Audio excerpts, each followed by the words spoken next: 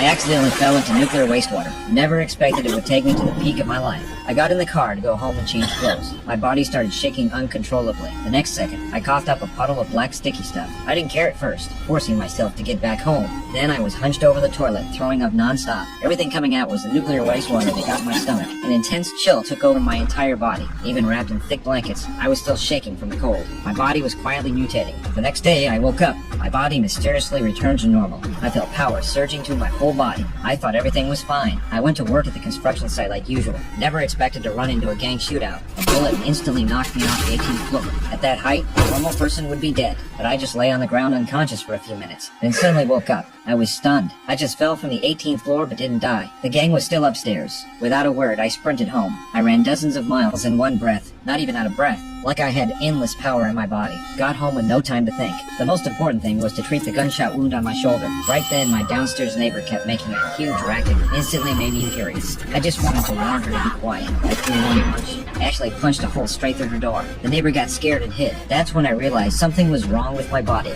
To test it, I pulled out my wardrobe and gave it a light push. The several hundred-pound wardrobe flew straight out. Then I went for the radiator. Pulled it off with barely any effort. Pressed down slightly. The radiator turned into an accordion. After falling into the nuclear waste, I awakened superpowers. Dirt poor as I was, a bold idea came to mind. Under cover of the dark night, I put on a mask, walked up to an ATM machine, started hammering away at it.